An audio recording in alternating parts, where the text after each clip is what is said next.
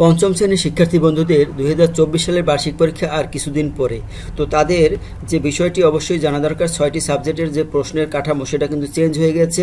নতুন পরিপত্র এসেছে প্রাথমিক ও গণশিক্ষা মন্ত্রণালয় কর্তৃক 14 নভেম্বর 2024 তারিখে। তো তোমাদের সেই বিষয়টি আজকে বিস্তারিত জানাবো এই ভিডিওর মাধ্যমে। তোমরা এই ভিডিওটি না দেখলে কিন্তু তোমরা পরীক্ষার হলে গিয়ে অনেক অস্বস্তিতে পড়বে, অবশ্যই পড়বে, সেটা বলতে হয় না, কিন্তু তোমাদের এই ভিডিওর মাধ্যমে কিন্তু অনেক উপকার আসবে।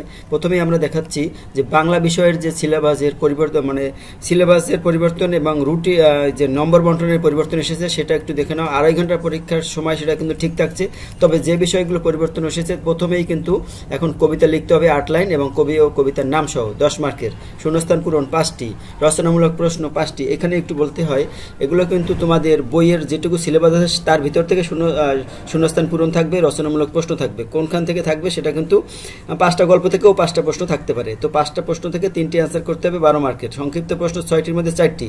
এটা কিন্তু টোটাল বইয়ের ভিতর থেকে অ্যান্সার করতে হবে। তারপর কবিতার মূল ভাব, আর এটা কবিতার মূল ভাব, এটা কিন্তু কবিতা আলাদাভাবে লিখতে হবে। শব্দার্থ থাকবে, বাক্য গঠন থাকবে, চলিত রূপ থাকবে, এটা তোমরা জানো। বহু নির্বাচনী প্রশ্ন, এটা হলো এমসিকিউ, অর্থাৎ টিক দিতে হবে সঠিক উত্তরটি। অনুচ্ছেদ থেকে প্রশ্ন তৈরি করুন, এটা তোমরা আগেও ছিল প্রশ্ন থেকে WS কোশ্চেন তৈরি, ইংরেজিতে যে ছিল যুক্তবর্ণ ভেঙে লেখা এবং শব্দ তৈরি করা, সেখান থেকে বাক্য গঠনও থাকতে পারে এরকম 5টা, আর বাক্য গঠন নাও থাকতে পারে। বিপরীত শব্দ, সমার্থক শব্দ, এটা আগেও ছিল, এটাও তোমরা পারবে। এক কথায় প্রকাশ 7টির মধ্যে 5টি, ফর্ম পূরণ থাকবে এবং রচনা থাকবে 3টির মধ্যে যে কোনো একটি। এই যে রচনার 3টি, এটা কিন্তু তোমাদের বিদ্যালয় শিক্ষকদের কাছ থেকে জেনে নেবে। তবে এখানে কিন্তু একটা বিষয় দেখো, এখানে কিন্তু আবেদনপত্র বা চিঠি কিন্তু নেই। তো এই কিন্তু বাংলার দেখছো অনেকটা চেঞ্জ। তো সুতরাং প্রথম কিন্তু অনুচ্ছেদ আর থাকবে না যে সেইটা থেকে প্রশ্ন আসবে, আগে 2টো আনসিন থাকতো, সেটা থেকে সিন আনসিন থাকতো, সেখান থেকে প্রশ্ন হতো। এবার কিন্তু সব মৌখিকের মুখস্থের মতো করতে হবে তোমাদের। এরপরে আমরা চলে আসছি ইংরেজিতেও দেখো কিছু চেঞ্জ এসেছে।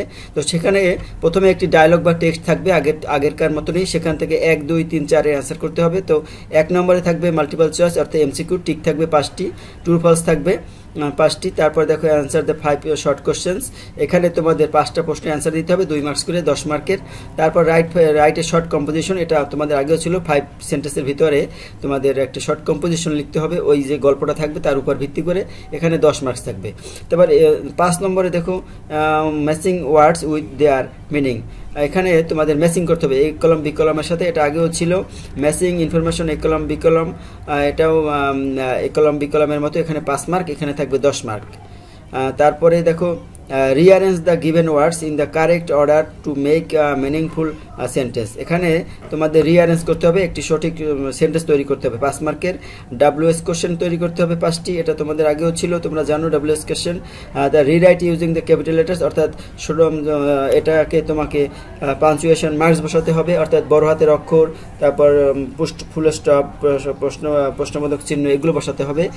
10 নম্বরে কি থাকবে, write the correct of the verbs, অর্থাৎ রাইট ফর্ম অফ ভার্বস থাকবে, এটা কিন্তু নতুন এসেছে, এখানে 10 মার্কের জন্য সেটা থাকবে। Short questions, feel in the blanks with the using the information related the months, time, cordial and ordinal numbers, এগুলো দিয়ে কিন্তু তোমার শূন্যস্থান পূরণ করতে হবে। অর্থাৎ এই যে সংখ্যা দিয়ে, সময় দিয়ে, ডেট, মান্থ, এগুলো দিয়ে পূরণ করতে হবে। 12 নম্বরে দেখো write a letter with or without clause, write a letter, একটি সিডি থাকবে, সিডি কিন্তু এটা তোমরা স্কুল থেকে জানবে। আর 13 নম্বরে fill in the simple form of using of the information, fill in the simple form, simple ফর্মের ভিতরে একটা সাধারণ ফর্ম ছিল, এটা তোমাদের আগেও ছিল, এটা তোমরা পারবে। তো এইভাবে ইংরেজিতেও কিছু পরিবর্তন এসেছে। এবার আমরা চলে যাব, এবার গণিতের বেলায় কিন্তু অনেকটা চেঞ্জ আছে। তো গণিতে আমরা একটু দেখি, গণিতে যদি দেখো, গণিতে কিন্তু এখানে যে চেঞ্জটি এসেছে সেটা শিক্ষকদের জন্য। এখানে ধারাবাহিক মূল্যায়নে 30 মার্ক থাকবে, আর এই যে সামষ্টিক মূল্যায়নে তোমাদের 100 থাকবে। 100কে আবার 70% করে 70% বানানো হবে, তার সাথে এই 30 নাম্বারের মধ্যে তুমি যা পাবা সেটা মিলিয়ে কিন্তু এখানে 100 তৈরি করা হবে। তো আমরা প্রশ্নপত্রে চলে যাচ্ছি। এখানে যদি তোমরা দেখতে পারো, দেখে নিও, এটা আমি আর বিশ্লেষণ করছি না, এটা 3, 4, 5 জন্য প্রশ্নের স্তর বিন্যাস দেওয়া রয়েছে, কোনখান থেকে কোন প্রশ্ন করা হবে। একটু পঞ্চম শ্রেণীর গণিতটা দেখি আমরা, একই রকম কিন্তু বন্ধুরা। প্রথমে পঞ্চম শ্রেণীর গণিতে দেখো বহু নির্বাচনী প্রশ্ন 20, তারপরে শূন্যস্থান পূরণে 10, সংক্ষিপ্ত প্রশ্নের 20 অর্থাৎ 20টা থাকবে 20 মার্ক 1 করে, প্রত্যেকটাই কিন্তু 1 মার্ক করে। এখানে 50 মার্কেরই থাকবে সংক্ষিপ্ত বলতে গেলে 50 মার্ক। আর এখান থেকে দেখো বড় প্রশ্নের 5 মার্ক করে 10টি বড় প্রশ্ন থাকবে, বড় অঙ্ক থাকবে, সেখান থেকে 13টার ভিতরে 10টি করতে হবে এবং জ্যামিতি উপাত্ত হতে কমপক্ষে একটি করে প্রশ্ন অবশ্যইভাবে থাকতে হবে। বড় প্রশ্নের সমাধানের মূল্যায়নের ক্ষেত্রে পদ্ধতি ও ধাপ বিবেচনায় রেখে নম্বর প্রদান করতে হবে। অর্থাৎ একাধিক ধাপ থাকতে পারে একটা অঙ্কের ভিতরে, সেইগুলো যেটুকু হবে সেটুকুর উত্তর দিতে হবে শিক্ষকদের।